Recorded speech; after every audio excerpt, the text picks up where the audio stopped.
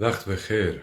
نقد سخنان آقای صادق زیباکلام در اون نمایش کذایی و مضحک پرده برداری از کتاب بارزانی ها واجب است، چونان که ما هم سخنان بهرام ولدبیگی را و هم افاضات مسعود بارزانی را نقد کردیم و در خلال این نقد پی به نکات بسیاری بردیم. من جمله میشه گفت که ما پی بردیم طبق ادعایی که میکنیم اینهایی که به نام رهبران کرد منتسب شده اند و مشهور شدند انسانهایی نادان هستند و این نادانی فرازش در اون نقل خاطری که آقای بارزانی برای مهم جلوه دادن جریان عبدالسلام بارزان نقل کردن به راحتی و به وضوح آشکار شد. ایشون گفتند که وقتی عبدالسلام بارزانی را تبعید کردن به ترکیه و گریخت به ترکیه، چوپانی را فرماندهان سپاه انگلیسی و سپاه عرب دستگیر کردند در منطقه بارزان و از چوپان پرسیدند که عبدالسلام کجاست؟ گفت نمیگم. گفتن یعنی میدانی و نمیگی؟ گفت بله میدانم و نمیگم. گفتن چرا نمیگی؟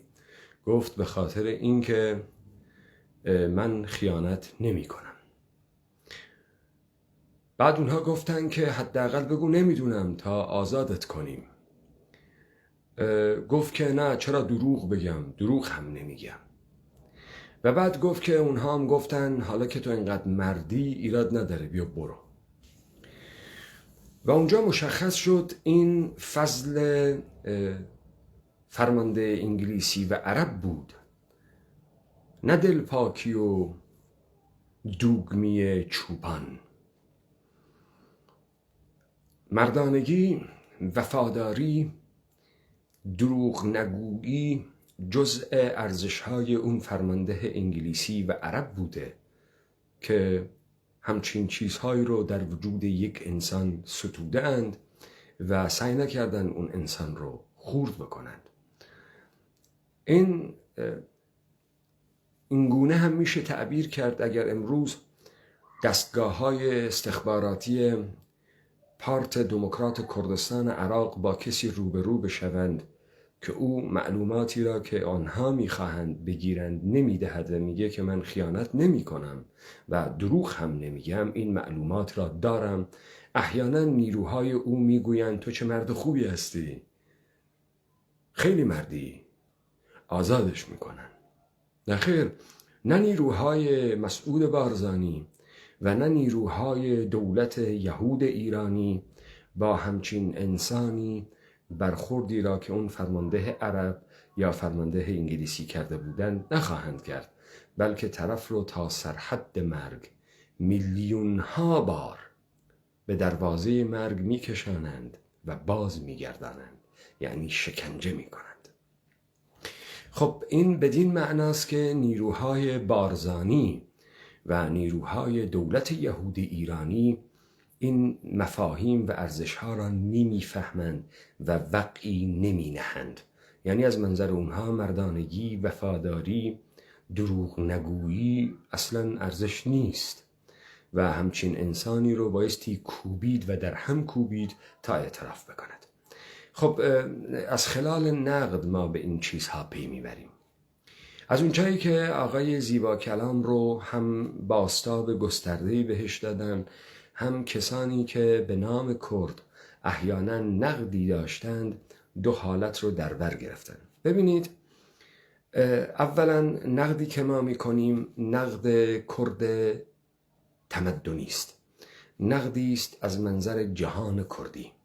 اما کسانی که در پی روند قومی سازی احیانا اگر نقدی دارند دارای این زوایاست. اونها اولا نقد نمی کنند و دلتنگند و گلایمند از خانواده بارزانی که چرا تا ما هستیم شما سر کیسه را برای امثال زیبا کلام شل می کنید، چرا ما را نمیبرید و چرا ما را نمیبینید؟ زیبا کلام شما را تمسخر میکند. این که در وادی رذالت‌های اخلاقی و احیانا حسادت است.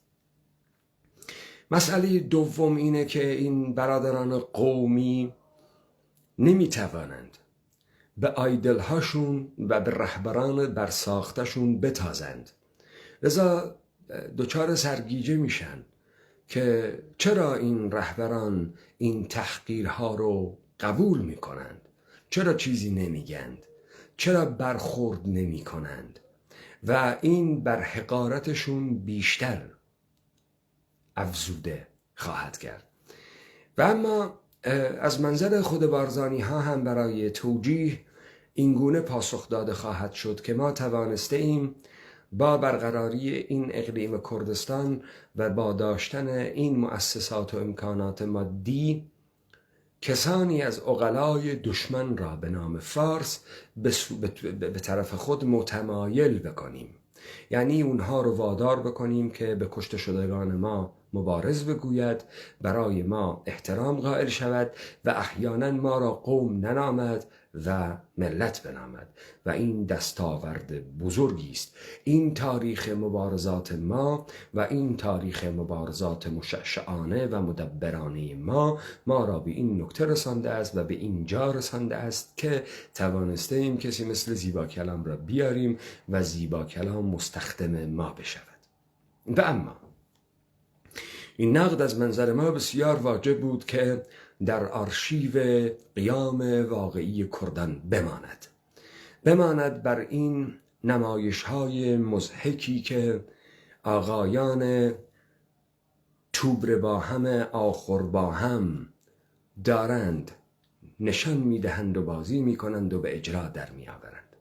به همین خاطر من سعی میکنم که این داستان رو نقد کنم با پخش سخنان صادق زیبا کلام و ما پی ببریم که آقای صادق زیبا کلام چه اهدافی را تعقیب می کند و چگونه این مسئله کرد قومی را می خواهد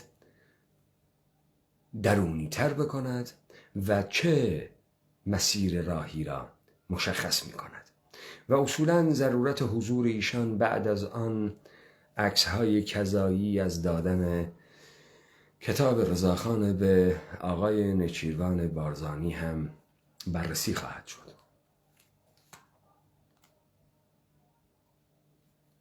عزیز که در اینجا حضور دارن، من میخواستم با شعر حافظ کارمو شروع کنم که کاک مسعود اون شعر رو خوندم منو خل اصلاح کرد. خب البته این فرهنگ چاپلوسی درباری موزماری ایرانی، یعنی همان کورپوریشن یهودی، به کمک شما می آید تا هم سیگنالی به ارباب خود در تهران بفرستید، هم به دانایان این سرزمین بفهمانید که اون بیت حافظ را شما به آقای بارزانی داده اید و شما گفته اید که این بیت رو برای یادآوری سال روز عبور مصطفی بارزانی از رودخانه ارس نقل بکنید. آن داستان سبایی که به سرحد ارس می رود و ساحل را ببوسد که مشکین بشود و مشکین بشود. و همچنین این جمله رو که داری میگی به نام و این جمله رو که به زبان سورانی میخوای بگی رو در توجیه اون بیاری که بالاخره اینجا یک رد و بدلی شد. او حافظ خواند و من هم بر اساس نرم‌ها و ارزش‌های اینها مجبور بودم که امتیازی به اینها بدم. حالا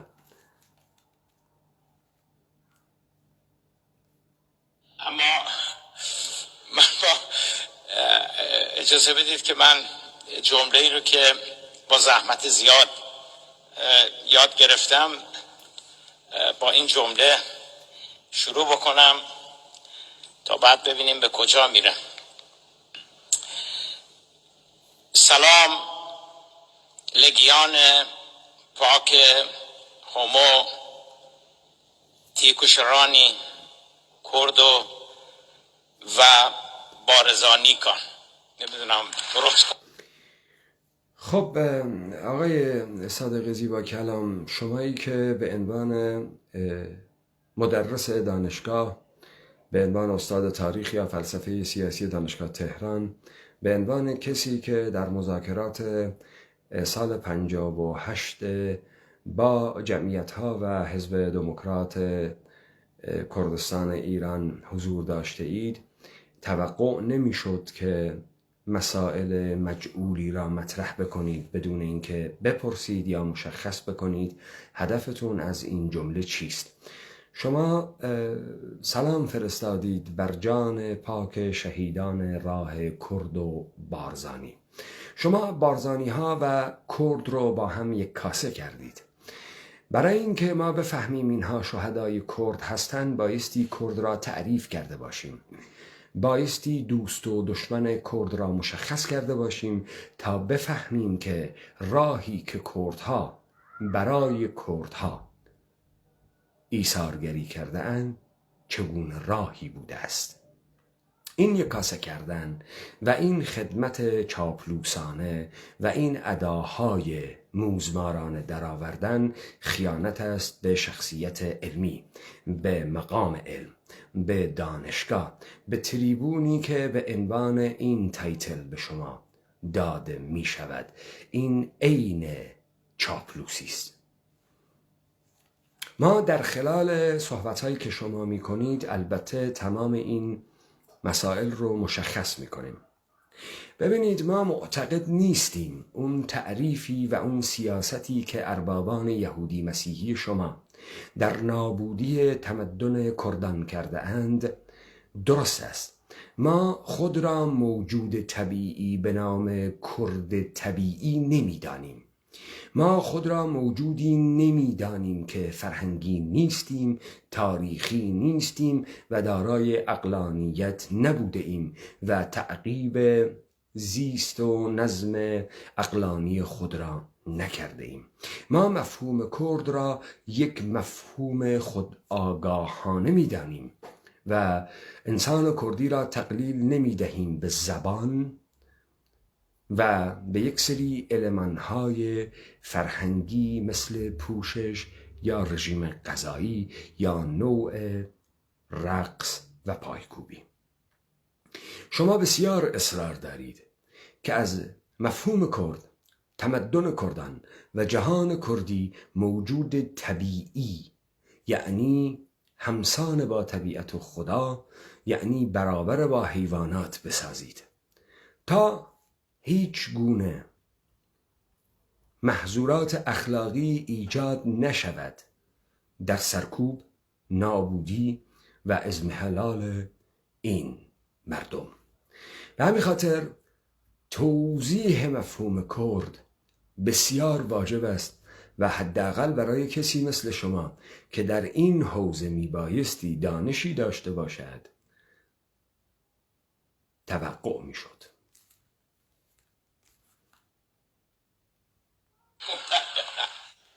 من یه مطالبی رو آماده کردم در مورد شیخ عبدالسلام، شیخ احمد، ملا مصطفی و تاریخی که ظرف این یک قرن گذشته. اما از روز سه‌شنبه، یعنی 3 روز پیش که آمدم به ارویل، در نتیجه صحبت‌هایی که با دوستان داشتیم، من متوجه شدم که من دارم تکرار میکنم چیزی رو که خیلی از شما میدونید و سخنرانان دیگر خیلی از من بهتر و کاملتر اونو خواهند گفت. البته آقای زیبا کلام، تکرار و وسواس و تکرار و وسواس جزء اون سیاست‌های قدیمی و اون استراتژی‌های قدیمی مانا کردن سیستم انقیادی است. بسیار راحته که با تکرار یک سری مسائل چیزهایی را ایدئولوژیک کردن و طبیعی کردن. این سیاست رو ما در مذاهب میبینیم. اینی که یک کسی مسلمان خواهد شد با عادت نماز خواندن و روزی 5 بار بایستی وضو بگیره و یک سری حرکات رو تکرار بکنه و یک سری جملات رو تکرار بکنه.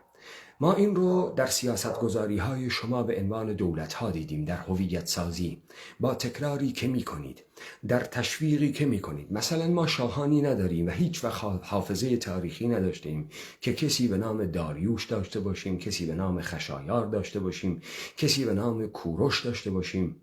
هیچ وقت همچین حافظه‌ای نداشتیم که میترا داشته باشیم. اما شما با نامگذاری اینها و با تکراری که می کنید و تکراری که می کنید و وسواسی که دارید، اینها رو طبیعی کردید، اینها رو به یک واقعیت تبدیل کردید. کار شما البته تکرار است، البته کار شما به نام اساتید و نخبگان و به نام مدرسین تکرار است. ما از شماها هیچ نبوغی ندیدیم، ما از شماها هیچ خلاقیتی ندیدیم. در این سرزمین ما آنچه که تراوش نمی کند ایده است، آنچه که تراوش نمی کند فکر نو است و آنچه که نیست پرسش است. نیست. ایرادی نداره شما تکرار بکنید، تکرار می کردید. شما بارهای بار این تاریخ یهود نوشته را تکرار کردید. شما بارهای بار این آزمونی که مردم ما را هر روز مفلوک‌تر می کند به صورت امر طبیعی و تاریخی برای مردمان ما تکرار کردید. شما ها میلیون بار در گوش مردمان ما خوانده اید که اینها قوم هستند و قومیتشان در زبان و در لباس و در پوشش و در نوع رژیم غذاییشان است. اما مفهوم ابسترکت ایران مفهوم تمدنی است و دال بر انسان رعیت است. ایراد نداشت، تکرار میکردید دوباره. بنابراین اون چیزی که میخواستم تو این یک رو سخنرانی بکنم ولش کردم، فراموشش کردم، گذاشتم کنار، گفتم فایده ای نداره، زیره به کرمان بردنه. به قول آقای زیبا کلام، شما که این ضرب المثل بسیار معروف زیره به کرمان بردن رو دارید، همین ضرب المثل رو برای یهودی های تاریخ نویس و شرق شناس به کار بردید، برای کوهن به کار بردید، برای گریشمن به کار بردید، برای گوبینا به کار بردید، برای دیاکونوف به کار بردید، برای تمام اون خارجی هایی که برای شما تاریخ نوشتند گفتید زیره به کرمان میبرید؟ نگفتید که. شما در تمام این متونی که به عنوان سندات خود ارائه میدید دال بر فرهنگ مششع این هویت جعل تاریخی، یعنی مستندات هندیش به نام تاریخ و تاریخ مدون، در هیچ جا اشاره نه به تمدن سومر می کند، نه به ایلامی می کند، نه به بابلی می کند، نه به یهودی می کند، نه به ماد می کند، نه به هخامنشیان، نه به اشکانیان، بلکه این تاریخ در تواتر از پیشدادیان کیانیان به ساسانیان عبور می کند. چرا شما اینها را نگفتید به باستان شناسان و زبان شناسان شرق شناس اروپایی؟ چرا نگفتید زیره به کرمان میبرید؟ چرا میخواید بر ما تکرار کنید؟ ما بلدیم، ما میدونیم.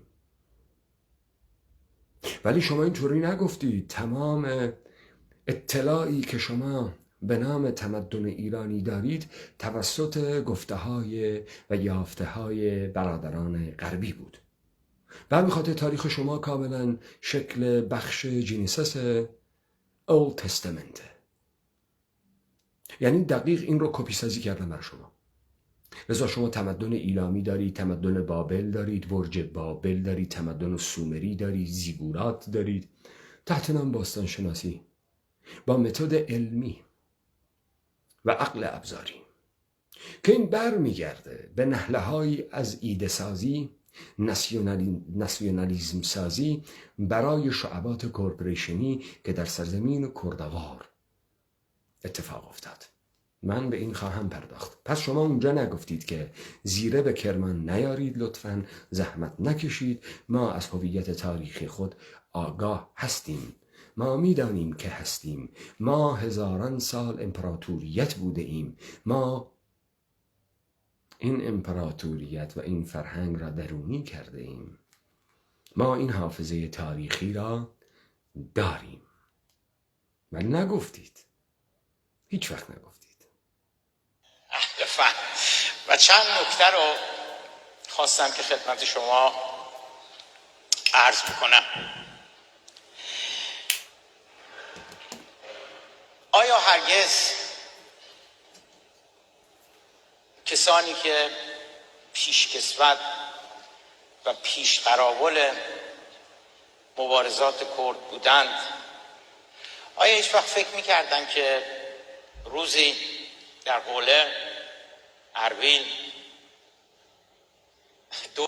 ببینید آقای زیبا کلام، از اونجایی که شما مردمان سرزمین ما را بی‌حافظه کردید و مردمان ما اکثراً یادشون نمیاد سطر بالایی که گفتید چه بود یا مطلبی را که میخوانند در ابتدا چگونه آغاز شد، به خاطر یادآوری من تأکید میکنم شما دارید الان میگویید پیشقراقلان مبارزات کرد، یعنی مبارزه‌ای که به کرد بودگی منتسب است، برای کرد بودگی است، در راستای اعتلایش، در راستای ماناییش.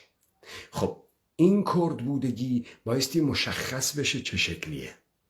شما میگی پیشقراقلان مبارزات کرد اگر امروز بودن چه میگفتند؟ شما همین رو مد نظرتون داشته باشید، چون شما در 15 دقیقه سخنرانی که میکنید اون وقت به عنوان یک شخصیت اکادمیک به تناقض‌گویی میافتید. توجه میفرمایید. و اینکه شما تاریخ رو تکرار نمی کنید و دارید احیانا نصیحت می کنید، این دال بر اون فرهنگ خدایی نام نویسی است، نصایح الملوک کردن است. این از اون دست کارهایی است که مثلا شهی که پاس رعیت نگه دارد حلالش باد خراجش چون مزد چوپانی است، وگرنه راعی خلق است و هر آنچه میخورد جزیت مسلمانی است.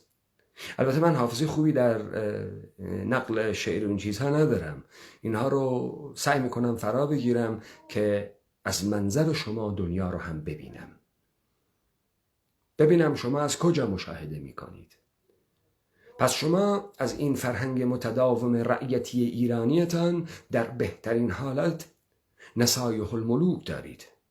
ملوکان را نصیحت می کنید که با رعایا خوب برخورد بکنند و همین خاطر شما تکرار تاریخ نکردید، نقش اکادمیک و رول اکادمیک خود را بازی نکردید، بلکه امروز در قالب مصلح دارید برخورد میکنید و نصیحت میکنید. حالا یک نقبی به تاریخ میزنید و دارید آینه زنگار گرفته ای رو در مقابل ما قرار میدید و میگید پیشقراقلان مبارزات کرد اگر امروز باشند چگونه قضاوت خواهند کرد؟ خب دولت تشکیل بدن، قدرت دستشون باشه، به زبان خودشون صحبت بکنن.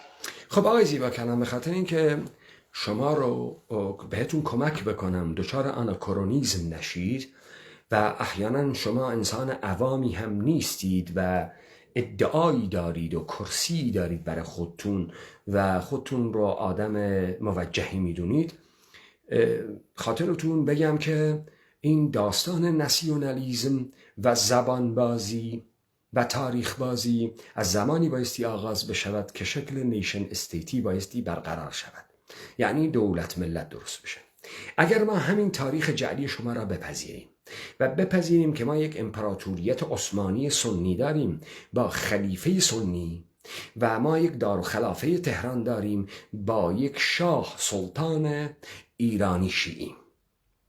اون وقت هر دوتا جریانات ملی نیستند، هر دوتا جریانات مذهبی هستند و هر دوتا جریان کاری به زبان هیچ کسی ندارند و احیانا شما رو کمک میکنن با این فدرال بازها و احزاب منتسب به کردی که میخواهند به حافظه دوران مشروطیت یا پیش از مشروطیت برگردند و میگویند ممالک محروسه قاجاریه، مملکت‌های در حصر قاجار.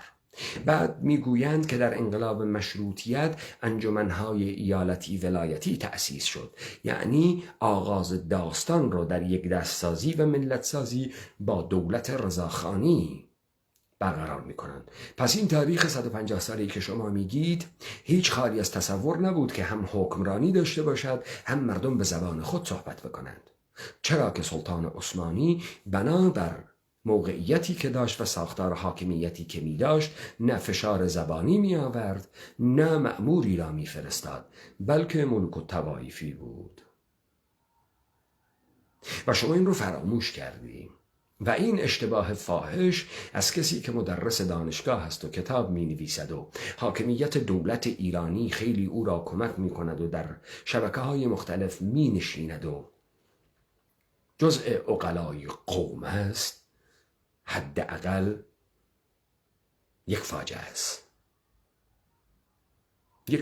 اونم کسی که 3 روز در حوله وقت داشته در یک هتل بشینه و فکر بکنه به اینکه چه بگوید. پس این نمیدونم چه کدوم تصور بایستی بکنن که اینا متصور بودن که در حوله حکومت داشته باشن، به زبان خود بخوانن، به زبان خود صحبت بکنن. من نمیدونم شما میخواید چه پیامی را برسانید. شما میخواید بگید که ما در طول تاریخ مثل شما برده بوده ایم، رعیت بوده ایم و احیانا این برادران اندیشمند غربی بودند که ما را آدم کردند. توانستیم از زیر یوغ این بردگی با مفاهیم دنیای غرب و تفکیک قوای مونتسکیویی و با مفهوم قرارداد اجتماعی روسویی و با مفهوم دولت عقلانی هگلی آدم بشویم. شما میخواید این رو بگید؟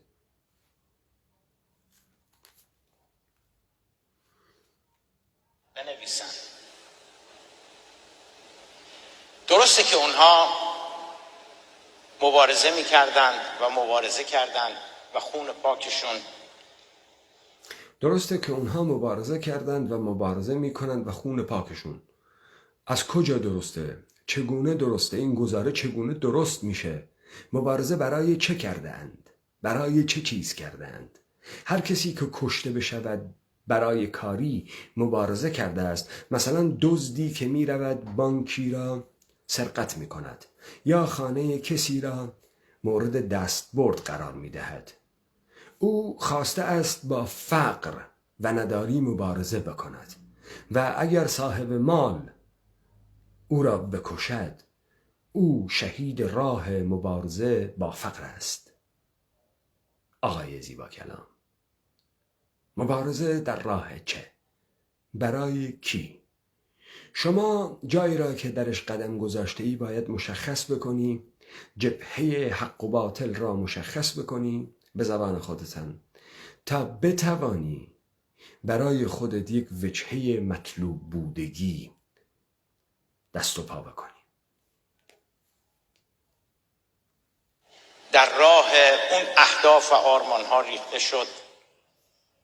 کدام اهداف و کدام آرمان ها؟ آقای زیبا کلام، شما این حرفا رو نمیزنی که این جامعه احیانا مخاطبینی چون اون کسانی که دعوتتون کردن داره. شما دارید با افکار عمومی صحبت میکنید. شما رو به افکار عمومی دارید صحبت میکنید. بایستی یک مقداری هم وجهه علمی خودتون رو نگه میداشتید که نداشتید. اگر شما در افکار عمومی چونان این آقایانی که شما رو دعوت کردن رسوا بشوید، در اون سرزمین نمیتونید برای خودتون هیچ پایگاهی رو نگه بدارید آقای زیبا کلام.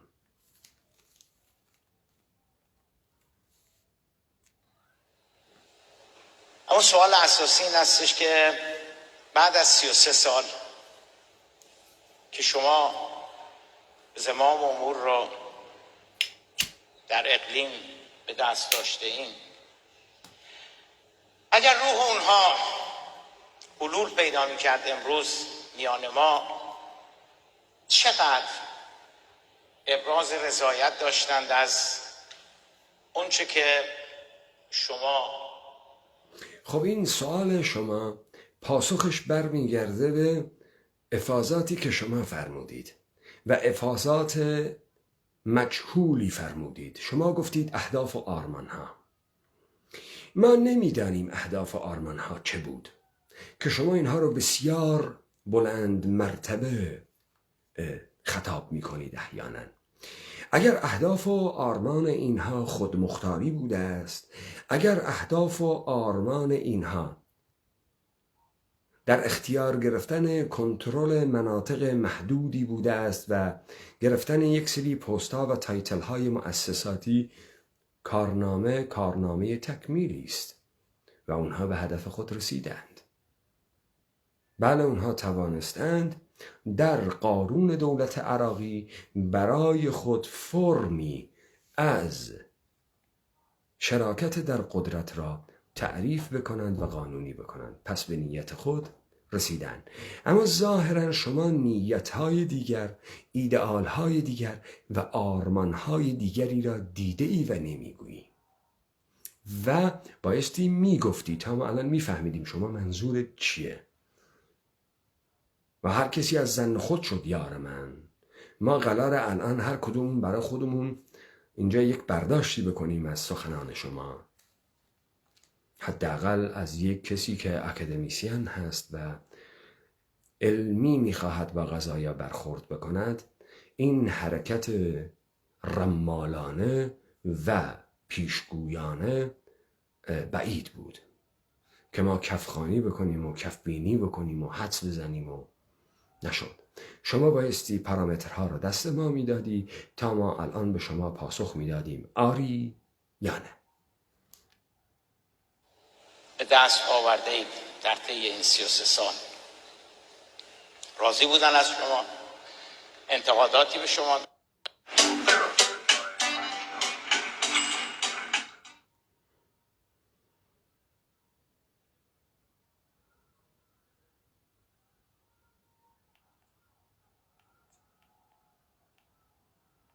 خواستی هایی رو تو عملکرد شما میدیدن یا نه به شما نمره 20 میدادن؟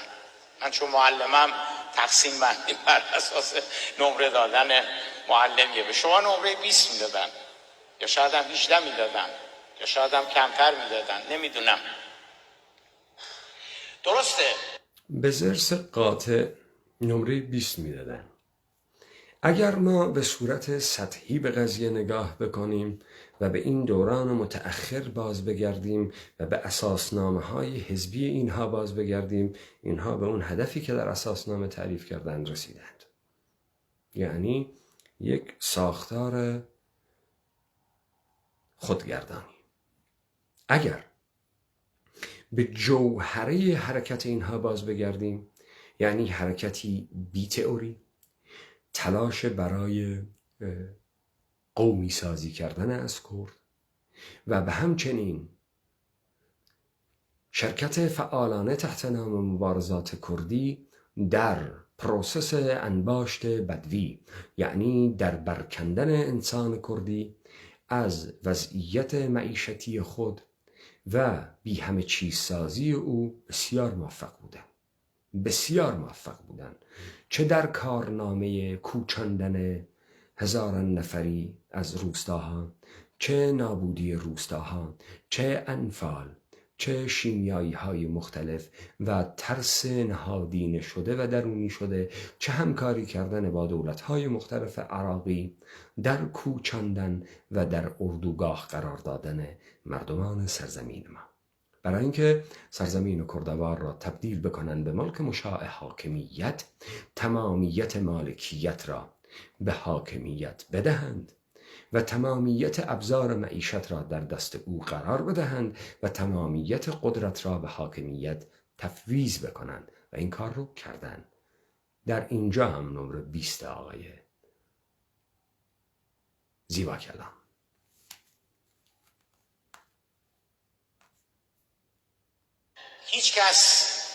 هیچ کس نبایستی مشکلاتی رو که شما در طی این 33 سال باهاش دست به گریبان بودید و همچنان هم هستید دست کم بگیره. بنابراین هر ارزیابی بله، مشکلات بسیاری داشتم آقای زیبا کلام. بسیار کار سختی شما بتونید مردمان متمدنی را از حوزه تمدن تاریخی خود غافل بکنید.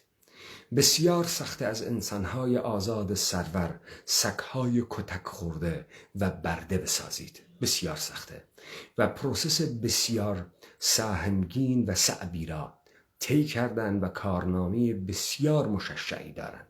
اتفاقا در همین 33 سال گذشته کاری که اینها کردند رو هیچ کورپوریشن مرکزی نمی توانست در خلال 100 سال بکند، ولی اینها توانستند در مسیر 30 سال تمامیت این تمدن را در معرض نابودی مطلق قرار بدهند. آقای زیبا کلام،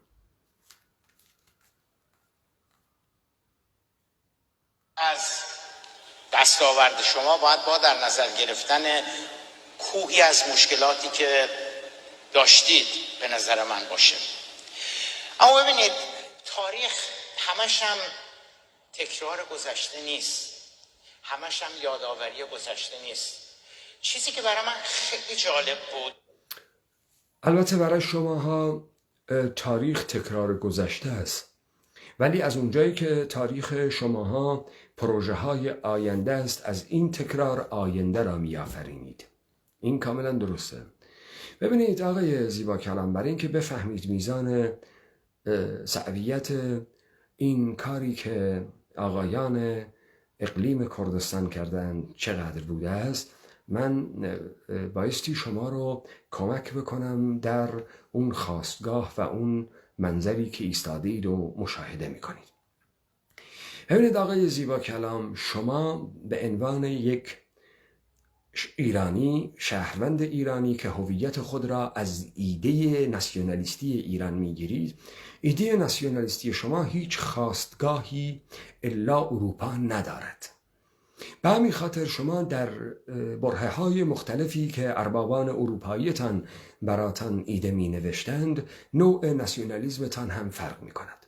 شما در دوره‌ای که شکل ناسیونالیزم به صورت دولت ملت متبلور می شود در قانون، کپی می کنند همین داستان رو با اتفاقی که در 1905 روسیه اتفاق افتاده است و ما از قاجاریه برساخته شاهد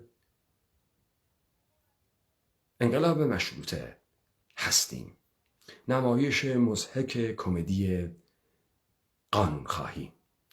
این ناسیونالیزم که هیچ خواستگاه اجتماعی ندارد، برای بار اول در دربار همین قاجاریه های مجعول بیریشه بی‌هویت سر بر می آورد و مردمان این سرزمین انگار نه انگار در پی ادعای شما تجربه یک حکومت متمدنانه امپراتوریت شاهان گردنکش رعیت نواز رعیت کش را داشتند.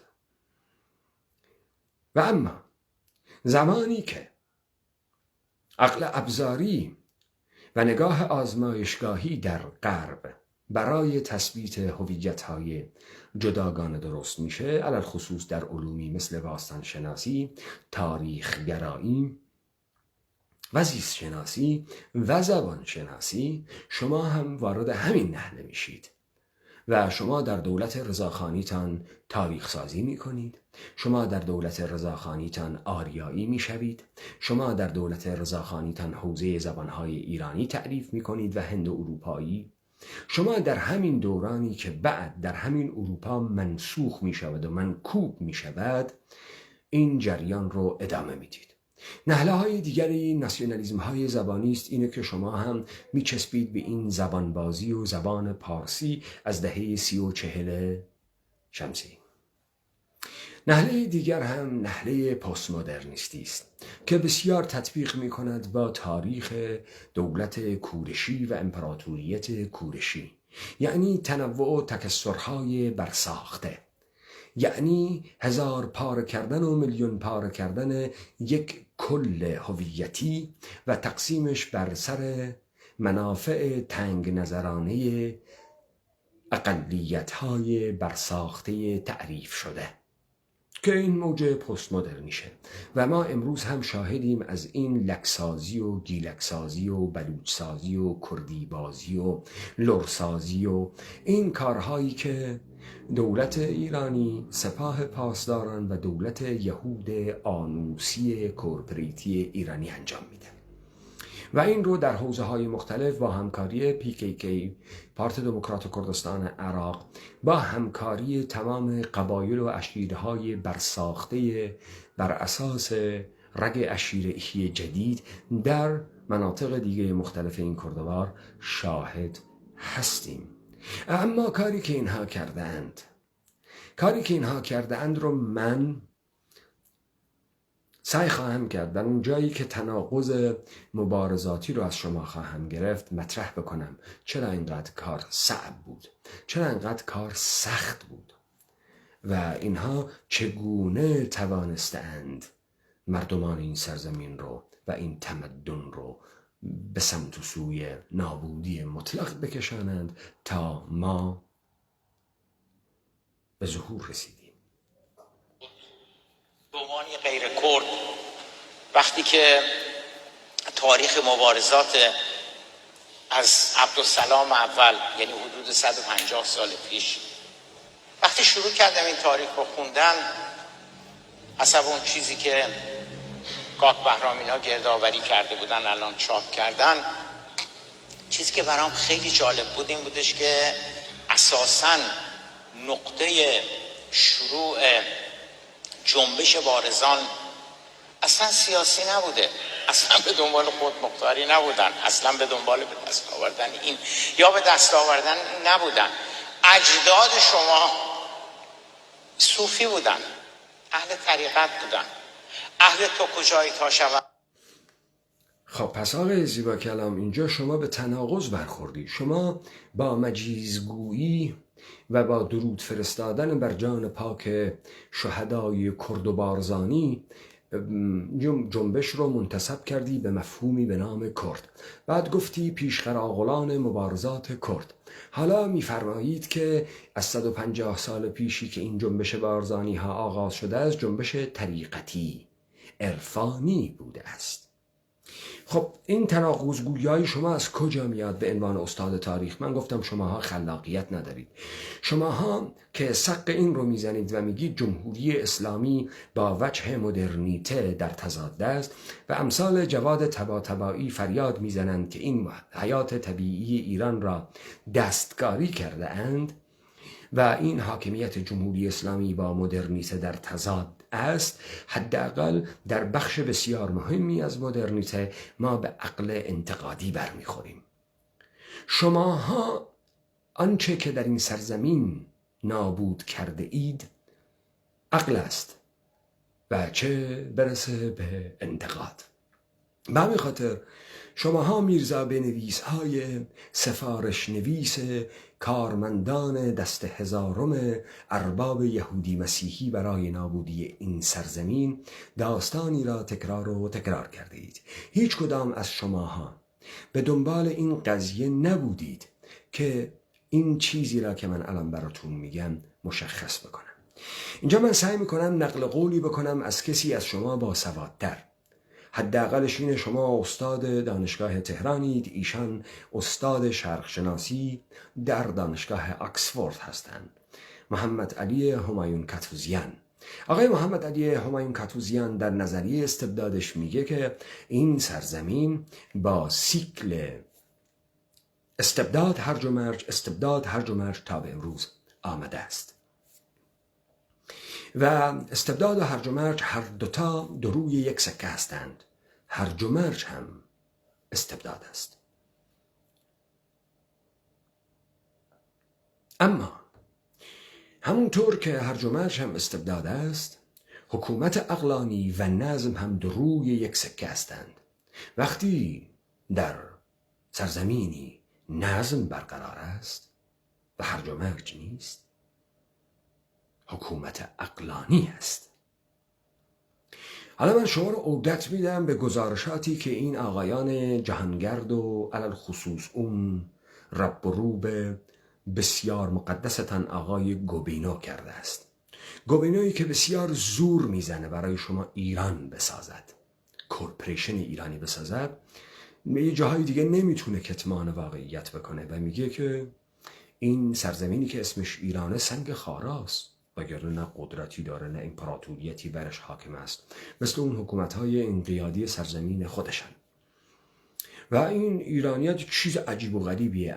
دسته بر قضا شماهای ایران باز ایرانی و تاریخ باز ایرانی این رو به عنوان آیه شریفه بر یقه پیراهنتون زدید و تکرار میکنید و این امر رو هم گوبینو به شماها یاد داده و از گوبینو یاد گرفتید.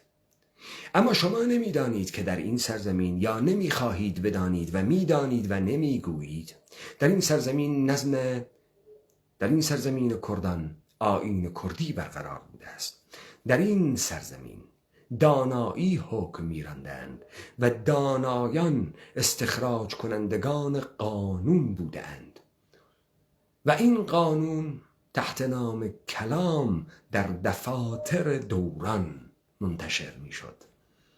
به همین خاطر در این سرزمین ما شیوهی از استثمار و بهره کشی را نداریم که انباشت کلی را برو باید تا به صورت دیوار چین و کاخ فلان و معبد بیسن در بیاید.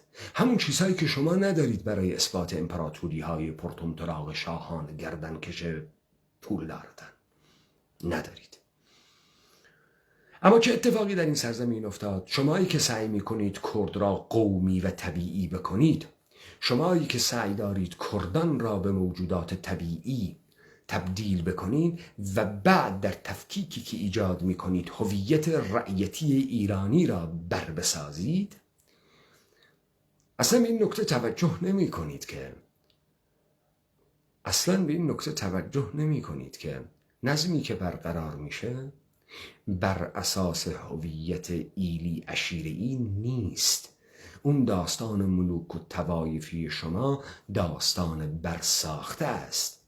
در نظم دانایان کرد و در نظم یاری آنچه که حکومت می کند کلام است و کلامی که دانایان مستخرج این کلام جاری می کنند و فرمان از او برده می شود در پس بیاوسی که اتفاق می افته.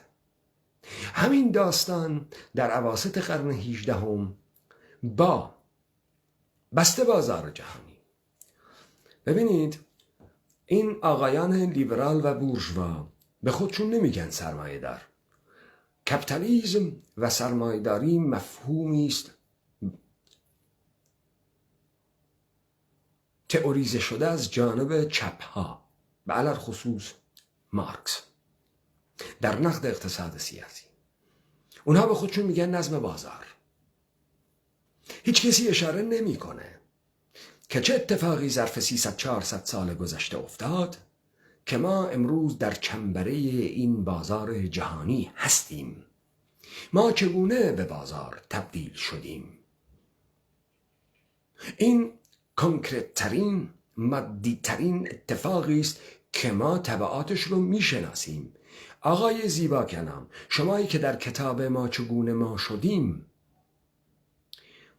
تأثیر می کنید و کپی برداری می کنید از شیوه تولید آسیایی و استبداد شرقی کارل مارکس و احیانا به نام خود اثری را نوشته اید در توجیه کردن سلطه کورپوریتی ایرانی. به خوبی نقش کالا را در تولد سرمایه‌داری میدانید آقای زیبا کلام. شما اصلا اشاره نمی کنید به کالاهایی مثل چای، توتون، تریاک، شکر و قهوه و چگونگی ورود اینها به سرزمین ما و چگونگی معتاد شدن مردمان سرزمین ما به این کالاها و بعد چگونگی حک کردن نظم دانایی تمدن کردان و تبدیل این بارگاه‌های دانایان به تکایا و خانقاه ها. شما به این اصلا اشاره نمی کنید. حالا چه اتفاقی افتاده؟ همونجایی که بهت گفتم اینا خیلی زحمت کشیدن در اون اقلیم کردستان عراق، خیلی زحمت کشیدن تا هویت کردی و تمدن کردی را از بین ببرند. این تکایا خانقاه که بر بستر حکومت دانایان کرد حاکم شدند، ناچار از ارائه خدمات هم بودند. سرگرمی و انترتینمنت، تیغ بازی، دادن وعده‌های مختلف غذا، درمان کردن بیماری‌های مختلف، دعانویسی. وگرنه اگر این خدمات رو ارائه نمی‌دادند که اتفاقی نمی‌افتاد. بر همین منوال تمام اونهایی که در یک حرکت آهسته دچار این حک شدند و نفهمیدند و طبیعتاً داستانی رو ادامه دادند، هویت ایلی عشیره‌ای نداشتند در مرام و مسلکی که برگزیده بودند. همونطوری که در سیستم یاری و حکومت دانایان در سرزمین کردان هر کسی تقسیمات مختلف خود رو داشت. خانواده، تیره، خیل و حوض و ایل. اما در همین داستان طریقتی هم ما رؤسای عشایر نداشته ایم هیچ وقت، بلکه کسانی که پیرو یک طریقت می شدند، رئیس اونها، مراد اونها سر طریقت بود. لذا مثلا دامنه نفوذ تا جاهای مختلف می رفت. این سوار بر کدام نظم بود؟ بر اون نظمی که گوبینو داره دچار سرگیجه میشه که چگونه بخواهد این رو نابود بکنه و ایرانیت رو جاش بذاره. اون سنگ خارا. میدونید کاری که اربابان یهودی مسیحیتون در سرزمین ما توسط این ابزارهاشون که عناصر دست هزارم باشن به نام اتحادیه میهنی و پارت دموکرات کردستان عراق کردن چه بود؟ همون داستانی که 150 سال پیش به نام هویت طریقتی هم بود، همون رو هم از بین بردن و به ما قبل شکلگیری حیات تمدنی برگردوندند. یعنی این بار سعی کردن عشیره سازی بکنن. سیکل رو داری میبینی، سرزمین ما رو که حک میکنن، بارگاه دانایان رو که حک میکنن، تبدیل به تکایا خانقاه میکنن. بعد اینها رو میارن در قالب احزاب متجسم میکنن و بعد تحت نام مبارزات حزبی برمیگردانند به مقطعی که الان بایستی بارگاه های سران عشایر بسازن. عراق که کشور نیست، عراق که هیچ وقت تمدن نبوده، عراق که هیچ وقت ملت نبوده. بایستی اون سیاست خانم گرترود بل رو تعقیب کرد، همونطوری که اینها رؤسای ایل ساختن، سلطنه ها و پاشاها ساختن تا نخستینان کشت تجاری باشند، تا تأمین کنندگان منابع مولده بازار همزمان و همسو با تکایا خانقاه باشند و همون موقع با اتحاد و اجماع این برساختگان اونها موفق به کشورسازی شدند و کورپوریشن سازی شدن، این بار هم بایستی این عراق رو تقسیم بر قبایل و عشایر کرد. لذا پلت دلارهای آمریکایی سیستم جودو کریستیانیتی نزول پیدا کرد در سرزمین ما و اتحاد میهنی و پارت دموکرات کردستان عراق شروع به سرسازی و عشیره سازی کردند. لذا سیستم جدیدی به نام دیوانخانه ها برای رؤسای جدید و تأسیس عشیره درست شد. چگونه رئیس عشیرتی رو میسازند؟ با دادن مقدار امکانات مالی، با درست کردن یک ساختمان بزرگ چند میلیون دلاری، با درست کردن مراکز نشست و مجالس بزرگ و دادن عنوان و تایتل های حکومتی و دادن یک بودجه مالی به شخصی. او تبدیل می شود به رئیس عشیرت میکائیلی، او تبدیل می شود به رئیس عشیرت نوروری، او تبدیل می شود به رئیس عشیرت فلانجا. به همین راحتی.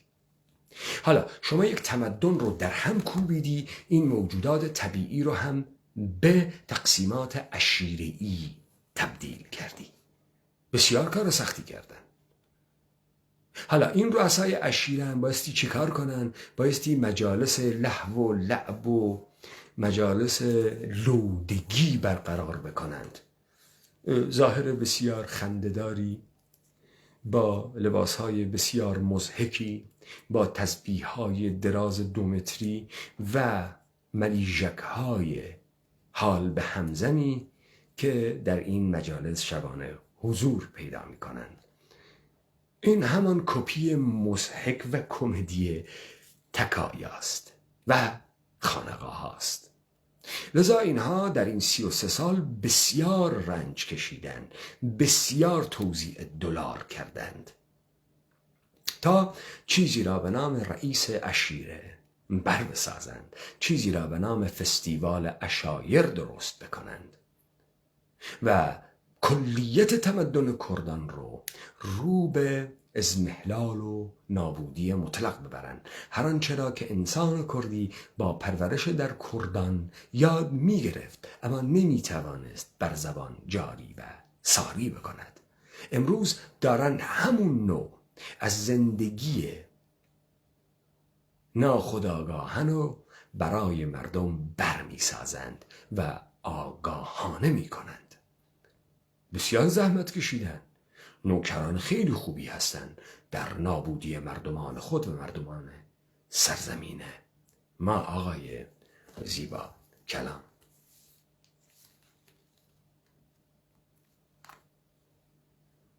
من چاکرت چارقت دوزم کنم شانه سرت بودم. خب چی باعث میشه که یه حرکتی که به دنبال طریقت بوده بیاد و سر از مبارزات سیاسی و مبارزه و تغییر سیستم بازار جهانی باعث میشه؟ آقای زیبا کلام، وقتی سرزمین ما مورد هجوم کالایی واقع میشه، وقتی حکومت دانایان کرد و بارگاهاشون حک میشه و تبدیل میشه به تکایا خانقاه، اولین بهره کشی ها آغاز میشه، مالکیت از مردم ستنده میشه و با همکاری تکایا خانقاه و ملاکین تایتلدار برساخته، از ایلات برساخته، زمیندارهای برساخته، کاری رو که میکنند اولا زمین رو به صورت کالا در میآورند، دوما از منابع شرعی استفاده میکنند، سوما تکایا و خانقاه شروع به آرشیو سازی میکنند، چهارما زمین رو به عنوان تنها منبع درآمده و ثروت از دسترس عموم با کالایی کردن خارج می کنند. این گونه اتفاقات رو پیش می برند، اما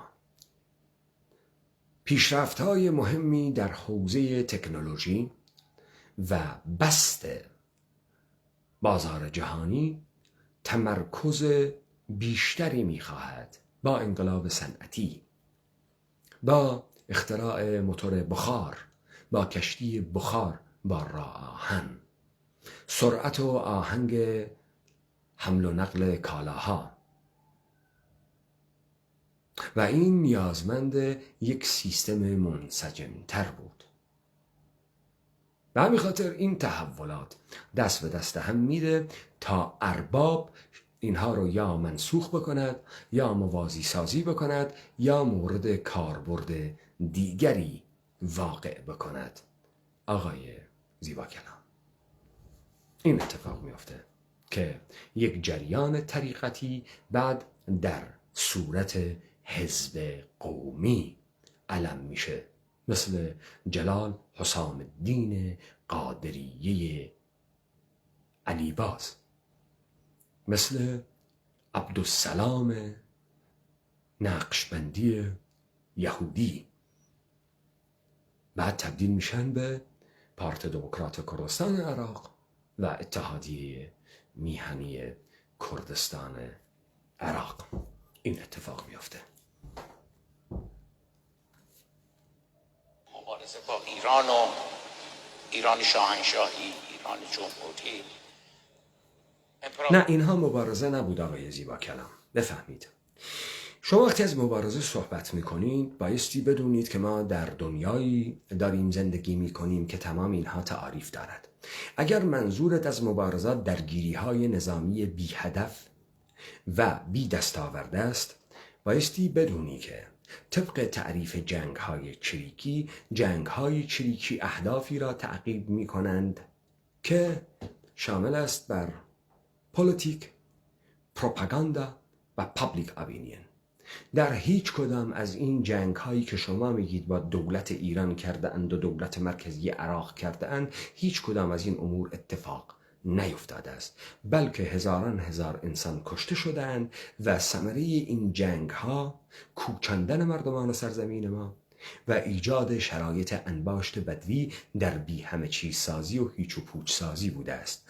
دو بازوی چپ و راست، یک بازوی حاکمیتی به نام دولت حاکم، یک بازو به نام بازوی انقلابی مردمان به پا خواسته، هر دو در راستای بی همه چیز سازی و هیچ و پوچ سازی با هم همکاری کردند و اینها همون برساختگانی بودند که اسلحه، پول، برنامه در اختیارشون قرار داده میشد. سر به زنگا یک پروژه رو که تموم میکردن برمی داشتن میبردن دمشق، میبردن تهران و کرج، میبردن بغداد، اینها رو میذاشتن یه تنفسی تا پروژه بعدی. و همین خاطر اینا هنوزم زندن هستن، این نام ها هست و این ارگانیزیشن ها هنوز موجوده. امپراتوری عثمانی بعد از امپراتوری عثمانی عراق اینها پیدا بکنه. پاسخش به نظر من ساده هستش. شرایط سیاسی و اجتماعی ظالمانه‌ای بوده که بر ملت کرد. نه، شرایط اجتماعی سیاسی ظالمانه به تنها به این بخش قومی ایتنیکی وارد نشده. تمام مردمان سرزمین ما که امروز اگر بخواهیم اسم ببریم از سیستانی و از بلوچ و از لر و از لک و از گیلک و از مازنی و تمام اینها به همین نسبت بی همه چیز هیچ و پوچ شدن. نمیخواد به یادآوری بکنم که ظرف 4 دهه گذشته بیش از 10 میلیون از مردمان سرزمین ما به صورت فروشندگان خود به هر جایی از بازارهای این کره خاکی که توانستند بروند میروند، حتی اگر این کشور عمان باشد، گرجستان باشد، ترکیه باشد یا یکی از کشورهای اروپایی باشد. اتفاقی که شما در سرزمین ما انداختید، یعنی اربابان شما انداخت، این بود که تمامی وسایل معیشت رو از دست مردمان این سرزمین گرفت و در ید دیگری که سیستم کورپوریشنی قرار داد. این مردمان تبدیل شدن به سرمایه های متغیر و لشکر بی همه چیزان هیچ و پوچ ذخیره. منابع طبیعی تأمین کننده نیازهای اربابان شما بود. پس در سرزمین ما این اتفاق افتاده است. منابع طبیعی، منابع زیرزمینی و منابع انسانی دائما در خدمت نظام جودو کریستیانیتی بازار یا نئولیبرالیست. این سیاست رو شما میتونید ببینید در بی همه چیز سازی و هیچ و پوچ سازی همون مردمان تهرانی که امروز حیات انسانی نمی کنند، انسان نیستند و به فاحشگی مطلق کشیده شدند. آقای زیبا کلام، این داستان ها قدیمیه، این حرفا دموده شده، حداقل بعد از ظهور ما بر خلق کرد حاکم بوده و در نتیجه از جنبشی که حرکتی که در حقیقت به دنبال طریقت بود کشیده شد به. یعنی چی به دنبال طریقت بود؟ یعنی چه کسی مانع می شد که طریقتی باشد به جز ارباب یهودی مسیحی که نقش اینها را میخواست عوض بکنه، که میخواست تمرکز بیشتری بدهد، خود به ظهور رساند، خود تغییر کاربردی میدهد. چه چیزی را تعقیب میکند یک حرکت طریقتی؟ آقای زیبا کلام، اگر ما همین تاریخ را از شما قبول بکنیم، اگر ما شماهایی را که مبتذلانه به دنبال مصرف کالاهای اروپایی هستید، حالا چه از نوع محتوایی علمیش باشه تا برسه به کالاهای مصرفی، آقای زیبا کلام، اینهایی که یک مشت شیوخ طریقتی هستند مرتجعینی هستند که تاب تحمل مدرنیتران ندارند، مثل اون خرد مالکان و مثل دستگاه روحانیت مسیحی صاحب زمینی که در اروپا در مقابل بورژوازی مقاومت میکرد و بورژوازی با انقلابات یکی پس از دیگری، با قوانین مختلف حکومتی و سیاسی و با ضرب و زور سربازان حکومتی و ارتش ناپلئونی فئودالیسم رو در هم کوبید. آقای زیبا کلام، چه قداستی داره همچین مبارزاتی از منظر توی مدرن، توی انسان مدرن، مدرس دانشگاه؟ چرا داری دودوزه بازی میکنی؟ چرا داری ریاکاری میکنی؟ چرا چاپلوسانه برخورد میکنی؟ شما با این کاری که میکنید وجهه برساخت شده، فربه شده میدیایی که براتون ساختن رو در ذهن مردم با نقدی که ما بر سخنان شما میکنیم از بین میبریم.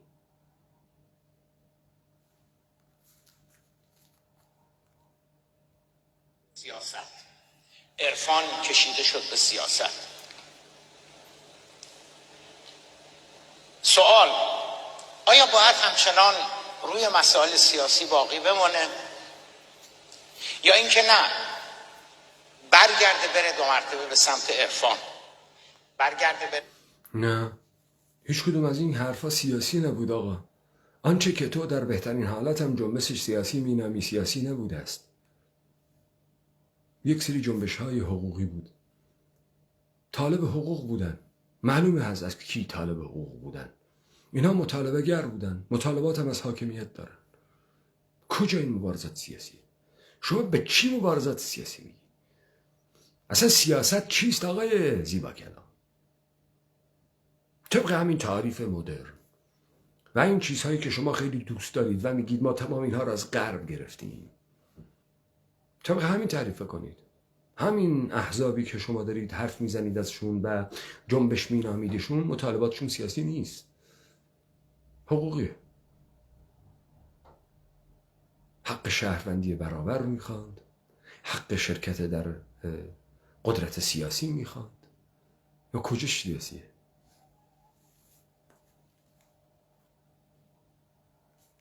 میره به سمت اخلاق. خانم ها آقایان میخوام یعنی در طریقت و عرفان اخلاق وجود داره. کدام اخلاق؟ اخلاق ارسطویی؟ اخلاق نتیجه گرایی؟ اخلاق فایده گرایی؟ کدام اخلاق؟ شما چرا به صورت کلی و مبهم صحبت میکنید؟ چرا واضح و مشخص نمیگید کدام اخلاق؟ چرا میخواهید عرفان را با اخلاق در کنار هم قرار بدهید؟ ببینید، ما چیزی به نام اخلاق عرفانی اسلامی نداریم. ما یک سری محرمات داریم. یه اخلاق ارسطویی هم داریم. یک سری محرماتی که در این قرآن منع شده به صورت نزاکت و یک سری آداب و ترتیبات و یک سری چیزهایی که مثلا امام ابو حامد غزالی هم در کیمیای سعادت سعی میکنه تئوریزه بکنه. این اخلاق چه چیز هست؟ این چیزی که میگی چه معنایی داره؟ چگونه این عرفان اخلاق میآورد؟ کدام اخلاق؟ آقای زیبا کلام اینها رو یه آدم عوام تکرار بکنه فرق داره با کسی مثل تویی که هی داری تکرار میکنی. شما ابتداعا گفتی من تکرار نمی کنم، ولی این افاضات را، این تود نابود کن را که داری باز تکرار میکنی میلیون ها بار در طول روز، از من و تو و بی بی سی و وایس آف آمریکا و رادیو تهران و رادیو جوان و رادیو تو نونوایی و رادیو تو اتوبوس تکرار می شود و مردم ما بمباران می شود. آیزی با کنم تلاش بکنم که یه جوری پیوند بزنم به عنوان یک استاد دانشگاه، به عنوان کسی که کارم تاریخ تحولات ایران هستش، یه جور پیوند بزنم بین امروز کردستان، بین امروز خلق کرد. شما که کار تاریخ تحولات ایرانه، به جای اینکه میرزا بنویس باشی و کارمند باشی برای اربابت، می اومدی و از نبوغ استفاده می کردی و می گفتی که سرزمین ما چگونه با شهرسازی، با ورود کالا و با کوچاندن نامتعلقان استثمار پذیر هیچ و پوچ به نام ارمنیان و آسوریان و گرجیان و یهودیان و ترک ها بنای اولیه شهرها را برای بست بازار برپا کردند و شهرها هم چونان تکایا و خانقا با مراکز امرتخانه و فاحشه‌خانه و قهوه‌خانه و تریاکخانه و قهوه‌خانه توانست توسعه پیدا بکند در یک بازه چند 10 ساله. آقای زیبا کلام، چطوری شما از پاسخ دادن به اینها عاجزید؟ اما در شاهسازی و جعل تاریخ و خاطر سازی استادید. به چه قیمت؟ به قیمت نابودی استعدادهای این سرزمین، به قیمت نابودی تمدنهای هزاران ساله از زیست آزادانه و سرورانه. برای لحظه ای از زندگی خودپرستانه لجوجانه دروغگویانه خود، آقای زیبا کلام، شغل شریفتری انتخاب می کردید. مجال بهتری برای خود درست می کردید. این شهرت کذایی لعن و نفرین آینده را در پی دارد.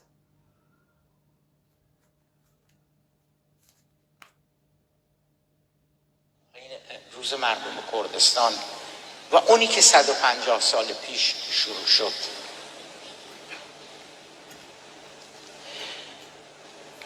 تنها راه این پیوند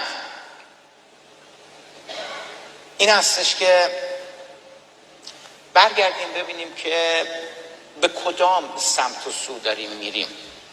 کردستان به کدام سمت داره میره؟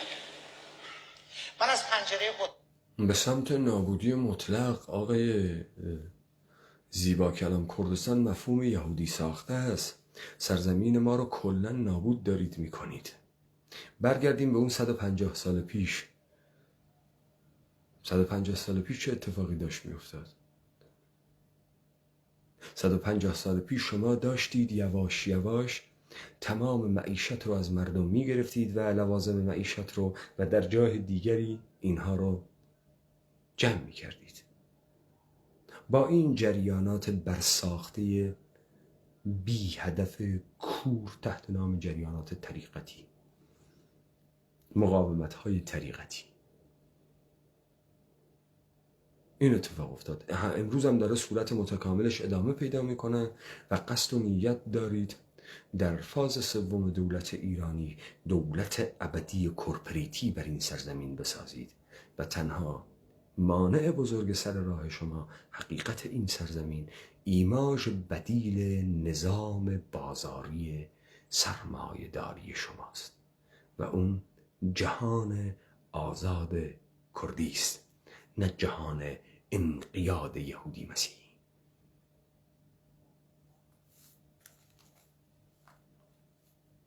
هتلم که نگاه میکنم، حالا شاید هتل من جای خوبی واقع نشده، نمیدونم، من از پنجره هتلم که نگاه میکنم فقط ساختمون میبینم، فقط خب این جزو اون کارنامه‌های مششع احزاب منتسب به کرد و اقلیم کردستانه. از یک سو مردم رو دچار منفعت طلبی، خودپرستی، از یک سو مناسبات عمیق سرمایه‌داری رو برقرار کردن، از یک سو اینها رو تبدیل به سوژه های مصرفگرایی نئولیبرالی کردن، با ورود شاپینگ سنتر مال ها، با ورود قمارخانه ها، با ورود مساج پلیس ها، با ورود قهوه خانه ها و با تبلیغ به مصرفگرایی، تغییر چهره دادن، لذت طلب‌های هدونیستی که هیچ وقت هم هیچ عمقی درش نیست. آقای شوپنهاور میگه که انگلیسی ها جمله درستی دارن که he enjoy himself. اون از خودش لذت میبره، داره از خودش لذت میبره. آدمی لذتی رو که میبره از شخصیت بزرگ خود میبره، وگرنه لذایز حسی و غریزی لذایز آنی، زودگذر و در پی تکرارش بایستی باشی ثروت عظیمی میخواهد.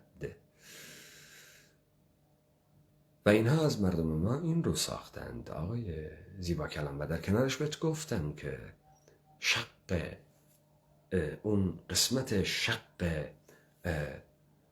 تمدنی کردان رو هم با عشیره سازی و رئیس عشیره سازی دارند دنبال میکنن. بسیار کارنامه موفقی دارند و بسیار نوکران خوبی برای ارباب هستند و همین خاطر تا حالا اینها رو نگهداری کردن و همین خاطر کسی مثل شما رو میارند اقلیم کردستان که ظاهراً کرد بازی بکنی و نصایح ملوکانه و پدرانه و مصلحانه بکنی به یک مشت حاکمان گردنکش قداری که رعایت حال رعیت رو هم بکنند، به فرهنگ رعیت هم بپردازند. اما شما به نوعی دارید تایید میکنید و میخواهید سرعت آهنگ این بیشتر و بیشتر بده. میبینم بعضیا ساخته شدن، بعضیا ساخته نشدن. این بوده دستاورد. خواستیم برسیم به اینکه برج سازی بکنیم، توسعه اقتصادی بدیم، راه هم. خب این دستاوردها هم جمهوری اسلامی کرده. شما مترو دارید، برج‌های گنده گنده تو تهران دارید، برج سازی الان شغل شرکت در بورس کردن، کریپتوکارنسی بازی کردن الان جز دستاوردهای بشر ایرانی متمدن تحصیل کرده زیر دست شما در هزاره سومه. شما 2900 تا دانشگاه دارید آقای زیبا کلام و این جزء دستاوردهای شماست. شما سوژه های مصرفگرای تطلعی ساختید. شما چاپلوسان صیغه‌ای الهام چرخنده‌ای ساختید. شما متملقین دروغگوی دانشگاهی مثل خودتون ساختید. خیلی دستاوردهای بزرگی داشتید از یک مردم آزاد مخیر سرور، از انسانهای خلاق و از تمدن آزاد و عظیم کردان. شما این وجوه کریه زشت رو برساختید. بسیار زحمت کشیدید، بسیار زحمت کشیدید. هم بیاریم، پتروشیمی بیاریم، نفت بیاریم، گاز بیاریم. آره مبارزه برای این بود. 150 سال ملت کرد مبارزه کردن که. خب آقای زیبا کلام، 2500 سال تمدن کوروشیت با زردشتت، با دوگانه ایران و انیرانت، با مردم رعیت در معیت اربابت، ثمرش شده این صدور فاحشه، صدور بی همه چیز هیچ و پوچ به جهان. ثمرش شده این آقا. آیا شما دنبال رو کورشتان بودید؟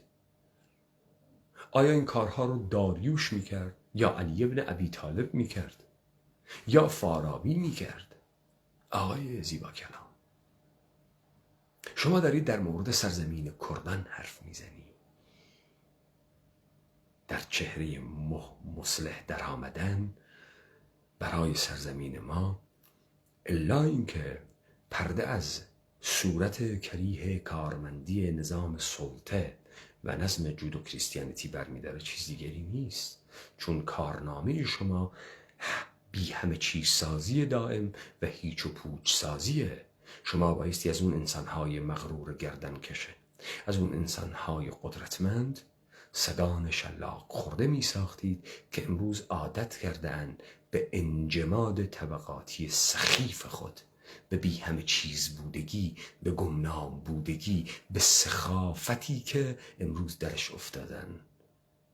ولذا فکر میکنن اون قدرت متعلق به شماست و اینها محکومان تاریخند که با بلای فقر و گمنامی و تنگ دستی و مورد تجاوز بودگی بایستی دست و پنجه نرم کنند.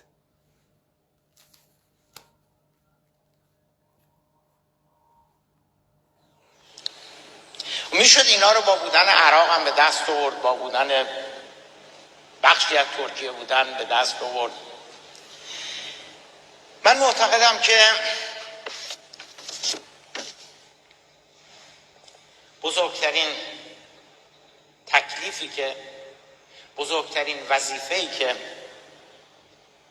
کاک نچیروان به عنوان یه معلم کوچیک شما دارم خدمت شما عرض میکنم، بزرگترین تکلیف و وظیفه‌ای که به عهده آی زیبا کلام، این رو من باب ادب کردن شما در حوزه زبانی خودتان گوشزد میکنم. شما وقتی دارید زبان فارسی را صحبت میکنید لطفاً زبان فارسی را درست صحبت بکنید. شما در زبان فارسی خود موسیو سارکوزی را موسیو سارکوزی نمی نامید، بهش میگید آقای سارکوزی. شما مستر جو بایدن نمیگویید، شما میگید آقای جو بایدن. این به ظاهر سیاست خودمانی کردن تحقیر کردن است. شما به زبان سورانی صحبت نمی کنید تا مسعود و نچیروان را کاک صدا بزنید. شما در حیطه زبانی خودتان اون تایتل ها و احتراماتی رو که بایستی قائل بشید به زبان خودتان میگویید تا به زبان دیگری ترجمه بشود. هر کدام از شماها که از این افاضات احمقانه می کند سعی در تحقیر، خاربودگی و حاشیه بودگی در کانتکست کرد قومی می کند که در شیوه زبانی و لباسی و پوششی متولبر می شود، نه در حوزه تمدنی. اینی که امروز در تو رو له می کنه اقلیت کردی و جهان کردی است. اینی که امروز با این گردنکشی در مقابل اربابان تو ایستاده است ندای اعماق تاریخ تمدن کردی است. آقای صادق زیبا کلام،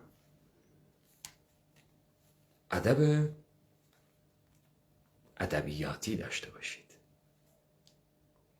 بران امروز بارزانی است انتقال اون میراث گرانبهای گذشته به نسل جدیده.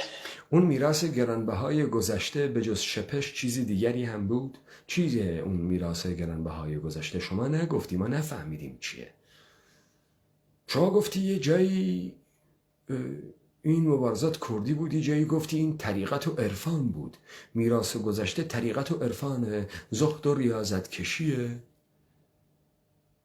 چیه؟ تیغ زدن و دعا کردن و ذکر کردن و دف زدن و به خلسه رفتن چی اون؟ به آزادگی رسیدن و از موقعیت خارج شدنه؟ از انسانیت تهی شدن و در بی‌تفاوتی قرار گرفتنه؟ از روبرو شدن با حقیقت زندگی و رنج امتناع کردن و گریختن از موقعیت انسانیه؟ این اون چیز بزرگیه که بایستی بکنند؟ آقای زیبا کلام، باید به نسل جدید گفته بشه که اون چی که امروز اینا در اربیل به دست آوردن، در سلیمانیه به دست آوردن، در دهوک به دست آوردن، چقدر ارزشمند بوده. ماحصل و نتیجه اونا چه چیزی رو به دست آوردن در سلیمانیه، در هولیر؟ چه چیز؟ حکومت فرمانداری، کنترل گمرکات، بی همه چیز کردن مردم، کارمند خو کردن مردم، نوکر پول کاغذی کردن مردم و پول مفت کردن حقوقی. چه چیز به دست آوردن؟ و اونا کیان؟ چگونه من در مسعود مصطفی بارزانی متبلور می شوم؟ او چگونه با جزئیت سکتی و فرقه‌ای خود بازنمایی می کند کل ما را؟ چگونه آقای زیبا کلام؟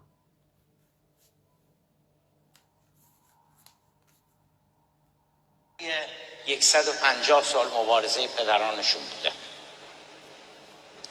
سوال اساسی این هستش که چجوری میشه بر این افزود، چجوری میشه این اضافه کرد؟ ما متاسفانه در جمهوری اسلامی مدل خیلی خوبی نشدیم. مثال خیلی خوبی نیست که از ما بخوایم کپی بکنیم. ما نتونستیم، کاخ مسعود، کاخ نصیرآباد، ما نتونستیم نسل جدید رو با خودمون همراه بکنیم. رها شدن. نه چرا؟ کی میگه رها شدن؟ شما سیاستتون کلی این بود. شما اربابتون آیت الله خمینی رو براتون آورد تا حکومتی را تحت نام قانون و شریعت اسلامی براتون برقرار بکنه، تا به نام احتکار کردن و منع کردن آزادی را در کارهای غیر سیاسی جستجو کردن باشه. یعنی امروز در بهترین حالت مردمان این کورپوریشن ایرانی تحت نام سق زدن حقوق بشر و حکومت سکولار و دموکراتیک به دنبال آزادی سیاسی برای انجام دادن کارهای غیر سیاسی می‌گردند. شما به هیچ صورتی نمی‌توانستید روابط جنسی متعدد گروپی، به هیچ صورتی نمی‌توانستید فرهنگ همجنس بازی، به هیچ صورتی نمی‌توانستید دزدی، به هیچ صورتی نمی‌توانستید بی‌عاطفگی و خودپرستی را در سرزمین ما نهادینه بکنید الا با دولت جمهوری اسلامی. دولت جمهوری اسلامی امروز جامعه مضحک اروپایی ساخته است. مناسباتی که امروز برقرار است مناسبات عمیق سرمایه‌داری است. انسان‌های فربه خودخواه نونور خودپرست بی محتوا باید تولید کردید. مصرف کننده های تابون دندان مبتذل تولید کردید. آقا چرا کارنامه مششعی نداشتید؟ 2900 تا دانشگاه مختلف و بنگاه مالی تولید کردید. تو سر سگ بزنی تو این سرزمین 4 تا لیسانس برات رو میکنه.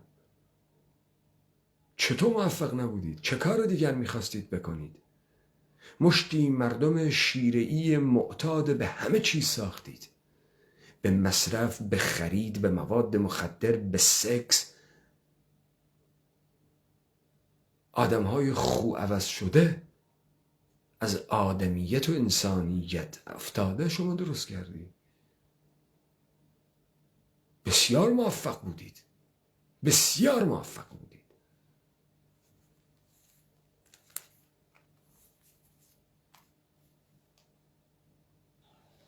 از تجربه ما شما بیاموزید، حفظ کنید نسل جدید رو. چجوری میشه نسل جدید رو حفظ کرد؟ چجوری میشه اون آرمان‌ها، اون آرزوهایی که ملا مصطفی ها به دنبالش بودن 150 سال براش مبارزه شده؟ شما نگفتی اون آرمان‌ها و آرزوها چیست. ما فقط مطالبات حقوقی رو فهمیدیم. نمیدونیم آرمان مولا مصطفی چی بود. شما برای ما بگو. ما نمیدانیم.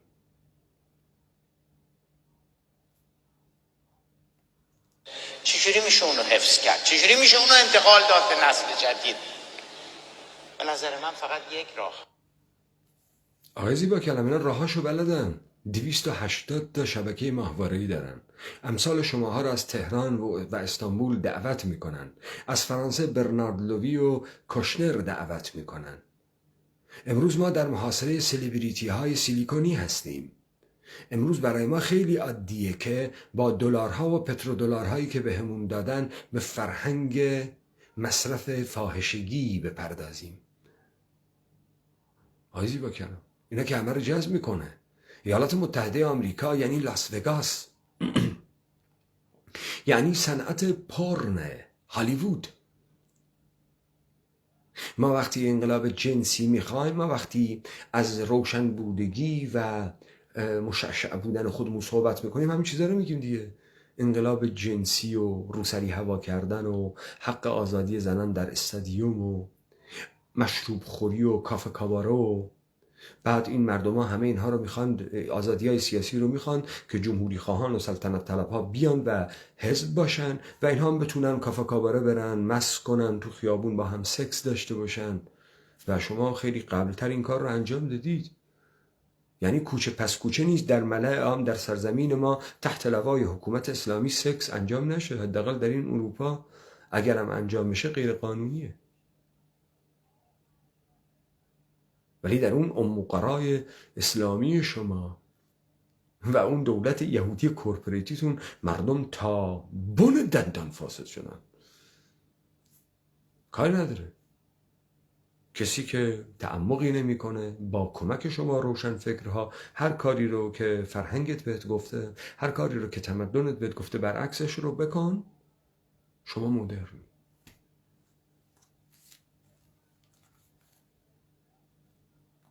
اونم تعلیم و تربیته. یعنی شماها واقعا شاهکار کردید در تعلیم و تربیتی که انجام دادید. آقای زیبا کلام شاهکار. ثمرش هم اینه که تحویل بگیرید. این سرزمین رو تحویل بگیرید.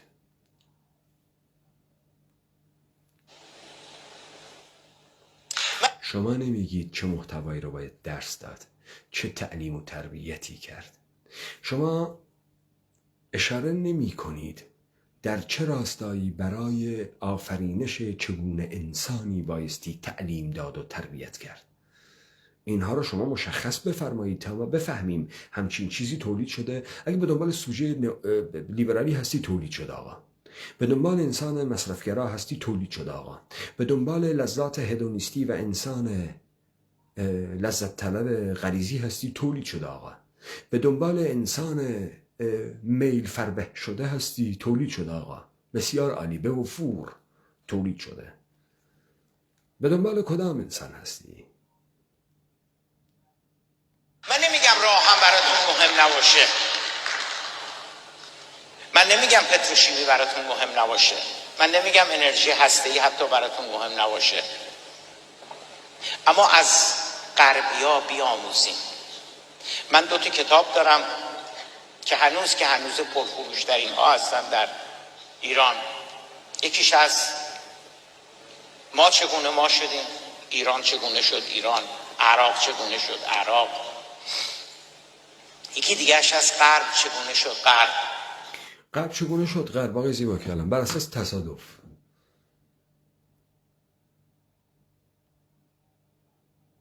غرب بر اساس تصادف غرب شد. یه عده غربی دریانوردی کردن، با حوزه‌های تمدن‌های دیگری آشنا شدن، سرزمین‌های وسیع دیگری را در این کره پیدا کردند و توانستند انباشت ثروتی بکنند در همه حوزه‌ها فرهنگ، تمدن، علم، داستان نویسی، رژیم های غذایی و همچنین طلا و نقره. سرعت آهنگ این تحولات و وفور این داستان ها بعداً چیزی را تولید کرد به نام دانش عمومی. بعد نیاز به گسترده کردن این دانش عمومی احیانا چیزی را آورد به نام آموزش و پرورش همگانی، تا این بی همه چیزان هیچ و پوچ توان آفرینش متدهای دیگر و روشهای دیگری از مصرف و تولید رو داشته باشه. این آقا کدام تلاش در پی تعالی بشر؟ یعنی شماها طوری دارید مدینه فاضله میسازید از این اروپا و آمریکا در پس تصاویر موهوم و در پس این کنترل شدید بر این کره خاکی که آدمی حیرت میکنه از مقامی که سقش رو میزنید. البته شما کارتون رو درست انجام میدید، شما کارمندان این نظام، مانایی این نظام هستی، وگرنه شما با اون علمی که دارید و اون دانشی که دارید اگه در این راستا نباشی کسی 2000 کف دستون نمیذاره و مجبور میشی مثل ماها کار یدی بکنی، کار فکری مستقل بکنی و خودتون رو اداره بکنید.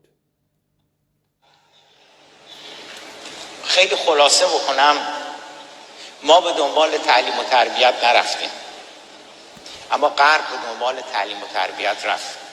یعنی این موجودات عجیب و غریبی، بی‌هویتی رو که برساختید با دستگاه تعلیم و تربیت و آموزش و پرورشتون انجام ندادید. این مردمان متوهم از اصل افتاده، این مردمان مصرفگرای مبتذل عاشق غرب با تعلیم و تعلم اتفاق نیفتاده، پس با چی اتفاق افتاده آقای زیبا کلام؟ یعنی ما از شکم مادر متولد شده فاسد بودیم، بی عقل و نادان و جاهل بودیم، دوگم بودیم. دستگاه آموزش و پرورش شما چکاره بود؟ رسانه ها و میدیاهای شما چکاره بود؟ صنعت سینمای شما چکاره هست؟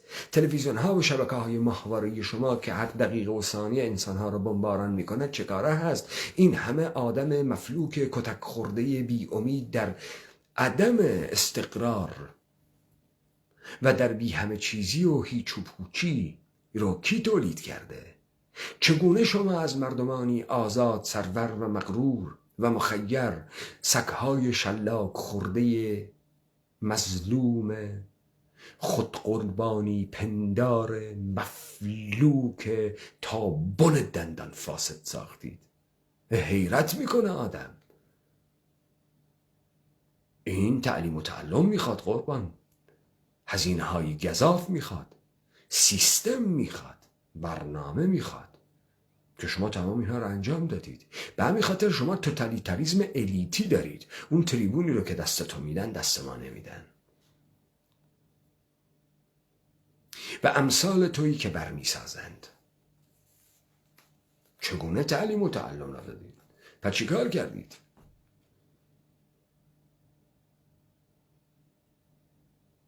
قبلا ها میگفتن برو درس بخون آدم بشی، حالا هر کی میره درس میخونه حیوان میشه، گرگ میشه، میخواد بقیه رو بدره، پاره کنه.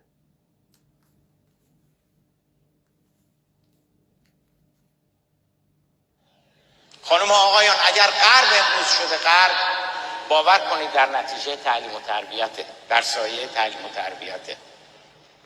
و التماس من به رهبران بارزان، رهبران کردها، رهبران نه، در سایه تعلیم و تربیت نیست، در سایه سیطره است که با دریانوردی بر جهان کردن. دروغ داری میگی. اینها از مردمان خود مردمان قابل پیشبینی ساختند، آدمهای شرطی ساختند. و همین خاطر تو دیگه فیلسوفی مثل نیچه را پیدا نخواهید کرد، مارکسی دیگه ظهور نمیکنه، هگلی دیگر نیست، کانتی هم دیگر نمی آید. نه آقا، اینجا یک مشت آدم شرطی، یک مشت پاره های گوشتی تا ابدیت برده و رعیت ساختن. کدام غرب؟ غربی که تو در بمب‌های هسته‌ای و مونوپولی پول و قانون بین‌المللی داری تعقیب میکنی؟ با دستاوردهای تکنولوژیک که محصول کورپوریشن هاست و دانش عمومی که امروز ثبت میخوره و ثبت میشه به نام کورپوریشن تسلا و کورپوریشن اپل و کورپوریشن های مختلفی که در سیلیکون ولی هستن. آقای زیبا کلام، این نتیجه ریسرچ و تحقیق و تفحص چند ده ساله شما به عنوان عضو اکادمیک یک مرکز مهم اکادمیک سرزمین ماست. آدم حیرت میکنه از بلاهت شما. غرب چگونه غرب شد؟ غرب بر یک اقیانوس از خون و کثافت عبور کرد. امروز هم مردم غرب خیلی حالشون خوب نیست با هیچ میجرمنتی. امروز آدمایی در غرب هستن که با زدن تیغ میخواهند هویت خودشون رو، موجودیت خودشون رو به خودشون اثبات بکنن، چون انسانهای بیگانه از خود ساختن و به تیغ زنن مشهورن. تو اینو میدونی؟ چرا این سویه ها رو نمیگی؟ چرا سعی میکنی در برج ها و همون چیزایی که الان داری نفی میکنی، در برج های نیویورک و در پس ماشین برقی تسلا و چه میدونم گوشی اپل و چه میدونم دستاوردهای کازمتیک سرجری شما این عظمت غرب رو نشون بدید؟ چرا در له شدگی انسانهاش نشونش نمیدید؟ چرا در بردگی و بندگی ابدیش نشونشون نمیدید؟ چرا انسانهایی کارشون رسیده به فروختن پوست بدنشون، طرف پیشونیش رو برای تبلیغات کوکاکولا میفروشه که تتو کنن تبلیغات کوکاکولا رو پیشونیش، طرف در پی قراردادی که میبنده با یک شرکت پورنوگرافی بزرگترین توهین ها رو به شخصیت انسانیش میکنن و رابطه بردگی رو باش برقرار میکنن، خیلی پستر از بردگی. کسی اعتراض نمیکنه. در پی آزادی قراردادها. غرب، شما نگاهت به غرب از کدام منظره؟ از منظر انسانی است؟ انسان در اون مفهوم کلیش از کدام منظره؟ غرب اینجا اینجور شده. چرا سرزمین ما مفلوک مانده است؟ چه کسی باعث این فلاکت شده؟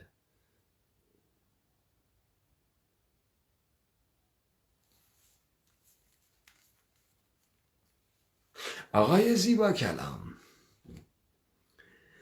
شما میدانید که سرزمین‌های وسیع آمریکا به انسان منقاد یهودی مسیحی اروپا این مسئله را ثابت کرد که با واقعیت دردناک فقر نبایستی کنار آمد.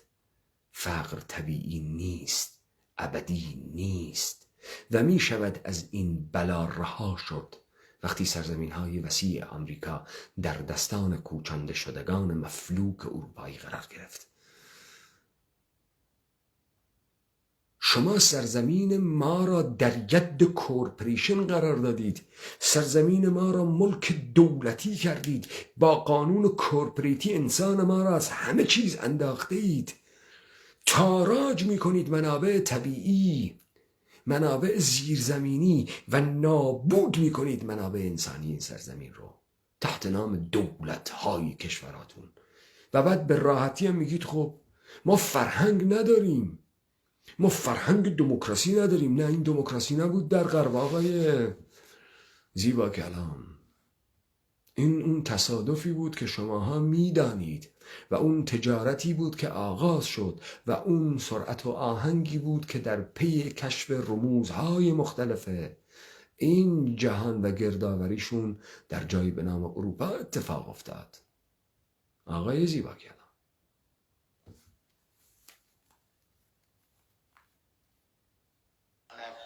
حکومت اقلیم کردستان اینی که از تعلیم و تربیت غافل نشیم. هر قدر که در تعلیم و تربیت در اقلیم خیلی تعلیم و تربیت های خوبی کردن اومدن گفتن عراق کشور نیست، بایستی بیایم از اینها اتحاد قبایل بسازیم تا بشود این رو به شکل کشور در آورد. به همین خاطر اومدن عشیره سازی کردن و رئیس عشیرت ساختند در همین مردم با این تعلیم و تربیتی که دادن. حالا تعلیم و تربیتی که میدن اینه: یه تسبیح 2 متری بایستی بخری، یه لباس احمقانه مضحک تنت بکنی، بری در مجالس سخیف و مسائل لوده شرکت بکنی. این میشود انسان امروزینی که به آزادی رسیده است و در کردبازی داره لذت میبره. بسیار کار بزرگی کردن. این کاری رو که اینها کردن هیچ کسی نمیتوانست در طول تاریخ بکند. تا فردا تو به عنوان نظم امپراتوریایی یهودی مسیحی کورپریتیت تحت نام کورپریشن یهودی به راحتی نخ این اتحاد قبایل رو بکشی، از بین بره و ضمیمه بکنی به نظم امپراتوری یهودیت. آقای زیباکلام، کردستان سرمایه گذاری بکنید، باور کنید پیامدش خیلی پرسودتر از سرمایه گذاری تو چیزای دیگر هست. پیامدش خیلی پرسود بوده برای خانواده بارزانی و طالبانی. از یک مشت مردمان بی اراده بی تعلق، یک مشت مردمان بی همه چیز هیچ و پوچ ساز که بی اهمیت هستند، میشه به راحتی بهره کشی کرد و به تاراجشان برد و بردن. چه چیزی بیشتر از این میخوان؟ مکنت دنیایی است که دارند، ثروت که دارند، شهرت هم از که پیدا کردن. چه چیزی که بیشتر از این میخوان؟ برای کل کرد به فاسدی و نابودی مطلق کشیده شدن. چه چیز دیگه میخوان به دست بیارن؟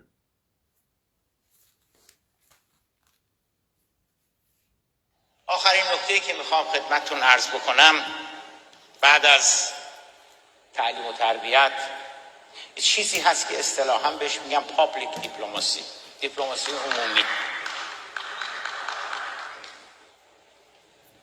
من وقتی اینجا میام شگفت زده میشم از عشق و علاقه که شما کردا به حافظ دارین، به سعدی دارین، به مولوی دارین. جداً آقای صادق زیبا کلام، شما دارید میگید که پابلیک دیپلماسی نیست؟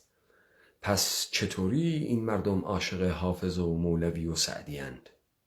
چطوری عاشق معین و شهناز تهرانی اند؟ چگونه محصولات بوگند سینمایی سپاه پاسداران رو استعمال می کنند؟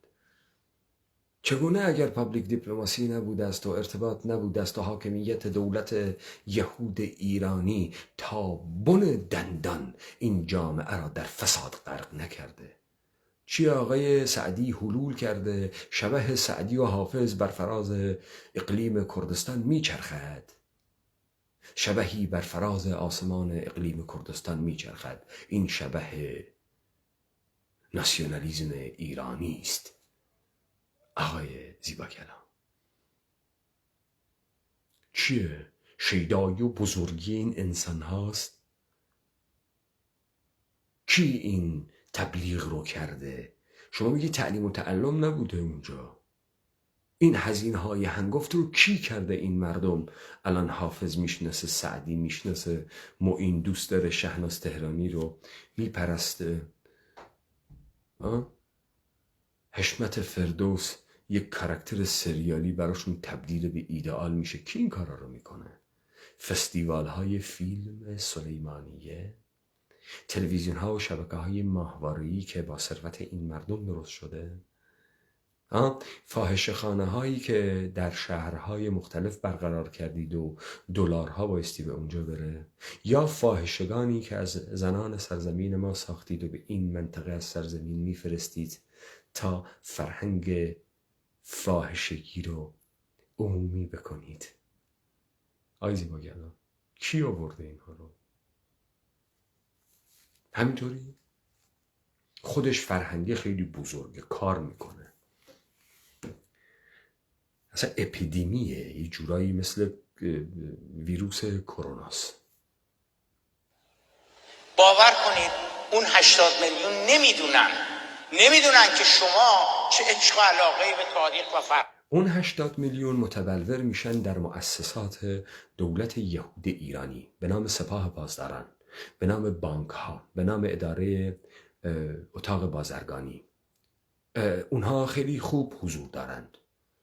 سپاه قدس حضور دارد، اتحادیه میهنی سپاه قدس است، پارت دموکرات سپاه قدس است، هشت شعبی سپاه قدس است، دولت عراقی اتحاد قبایل مذهبی و عشیره‌ای مختلف مورد استعمال مؤسسات دولت یهودی کورپوریتی ایرانی است. آقای زیبا کلام، این 80 میلیون تو در کجا متبلور میشه مگه؟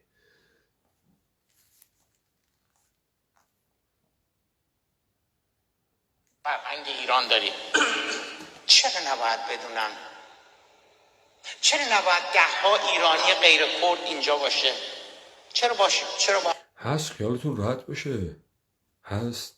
از کارمندان دولت یهودی ایرانی مثل شما بسیار در اونجا هست. از نهادهای مختلف امنیتی و نظامی بسیار در اونجا هست. شما دارید دیگه واقعا شکست نفسی میکنید آقای زیبا کلام. هست، دائما هم حضور دارن. باید مثلا چند تا از جمله صادق زیبا کلام باشه،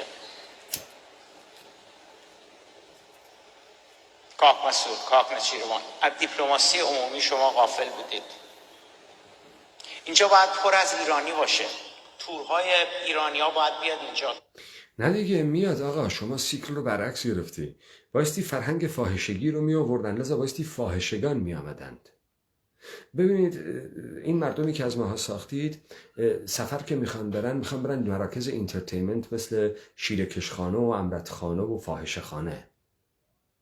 خیلی کم پیدا میکنید کسی واقعا گردشگری بکنه. آقای زیبا کلام، به همین خاطر شما این منطقه قومی شده ای رو که هنوز اون زیست کردی به صورت ناخودآگاه داشت دنبال میشد رو مورد آماژ حمله بی همه چیزان نامتعلق گرجی تبار، یهودی تبار، ترک تبار قرار دادید تا مناسبات کثیف فاسد اربابان یهودی مسیحیتون رو برقرار بکنند. شما اولین نزولتون به اونجا صدور فاحشه از بخشی از سرزمین به اینجا بود تا فرهنگ فاحشگی رو عمومی بکنید. عجله نکنید، 10 سال دیگه که به اوج رسید و مایی نمی بودیم، شما قصد داشتید اینجا رو پاتایا کنید. همونطوری که تحت نام بومگردی الان شما جایی در این سرزمین نمانده است به هتل و مهمانسرا و اینها تبدیل نکنید، یا خونه های بومگردی که بعداً خدمات لهو و لعب هم خواهند داد، دوز اینترتینمنت رو بالا میبرن. ما این سیاست ها رو میدونیم. پس این اتفاق افتاده. اول دفعه شما باید طرف رو معتاد بکنی، عادت بدی، خوش رو عوض کنی. فرستادید مواد مخدر، فرستادید فاحشه، فرستادید همه چیز فرستادید.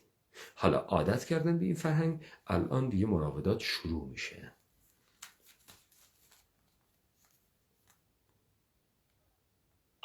گردشگری باید بیاد، سرمایه گذاران ایرانی باید بیاد، فقط پهپاد نباید بیاد از طرف جمهوری اسلامی. نه، سرمایه گذاران هستن. تیم های مافیایی سپاه پاسداران از شبکه توزیع و بازرگانی و فروش نفت و خطهای لوله منابع گازی و اینها موجوده.